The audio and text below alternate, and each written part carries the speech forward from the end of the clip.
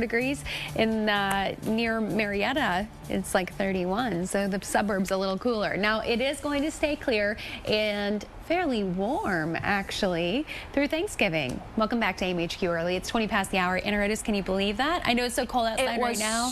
Freezing this morning. Literally. I literally did not. It literally was. My car said it was 32 degrees. It's 20 minutes past the hour. Let's take a look at your Thanksgiving travel. It's more than 46 million Americans will drive or fly to their Thanksgiving holiday destination. One of the busiest hubs in the nation, Dallas-Fort Worth International Airport. And NBC's Jay Gray is there. Good morning, Jay. I know DFW is expecting more people this year than they did last, but it looks pretty quiet behind you right now. All right, NBC's Jay Gray from DFW International. Thank you so much. Kate, you know, they're trying to make the experience a little better for people, so they've actually set up these huge gift boxes. So if you have to wait, just hanging out with your family, you can snap a few pictures, maybe make it into your Christmas card.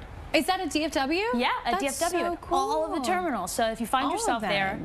Yeah, because some of them are under construction. Yeah. And they're a little more on the shady side. There are a couple nice ones that are done. Okay, let's talk about what's happening in the Midwest, because you are getting Thanksgiving. We have a big storm that is headed our way. It's going to cross the entire country. Welcome into America's Morning Headquarters.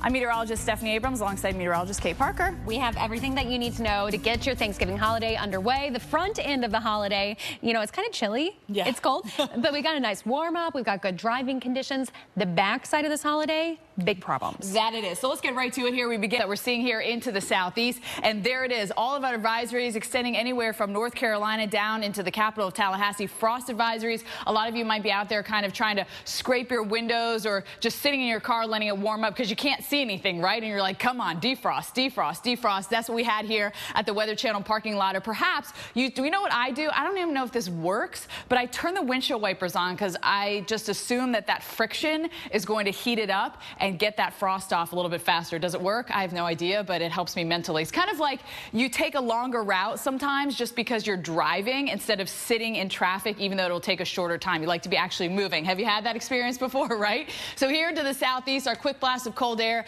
Raleigh, we're cold at 28, and it is going to stay chilly, especially for the south here as we head into the afternoon hours. We're going to be below average for the most part. Nashville, yesterday, we were in the 20s. It'll be nice to see those 60s as we head on into the afternoon hours. And then in Atlanta, almost 60 degrees, though we will see some clouds here. At least we aren't going to get any rain in 60 degrees. That's the good news. How about the state capital of Florida? It is going to be beautiful here. 67 degrees with that sunshine. Everyone, of course, Anaridis is getting amped up for the big Florida State game this weekend, rivalry weekend. Especially you, right? Yeah. Well, some places, you know, they're dry and warm, but other places, snow and ice could be troublemakers if your Thanksgiving travels take you through the plains or the Mountain West this week. Places that aren't due for winter weather for weeks to come are getting ready for the inevitable. Stephanie Harris with affiliate WAVY looks at the Virginia DOT's plan. Want to get ready, get that ice scraper, get the salt melt. Get a lot of things ready, because I know that today a lot of people are already in place, right? You left early, or you're leaving tomorrow to head off to grandma's house or to your brother's house, wherever you may be going. The system entering from the west, and it turns all into snow for the most part, because most of that cold air is in place by the time we get to Wednesday. The unleashing of it with the jet stream dipping to the south, a little bit of moisture on Wednesday, but Thursday, Thanksgiving, is when we start to run into some significant problems. Not only do we have snow, I mean, that's good news for some of the mountain resorts. Okay, snow we can handle. The freezing rain is concerning, and it's a lot of moisture in place too, and there might even be a little bit of tropical moisture this weekend coming into play and really enhancing some of these totals that we'll see as we get closer to the weekend. Look at this stretch of right now where the freezing rain is forecast, but this is such a delicate forecast because 1 degree change at any point in the atmosphere can totally change the precipitation. You know, if it's 1 degree too warm at the surface, we'll have all rain, right? Okay, so Saturday, we've got a widespread area that we're concerned with freezing rain from Kansas to West Texas that actually moves a little farther north as we head into Sunday. Even places like south of Chicago, Steph, we could see a little freezing rain.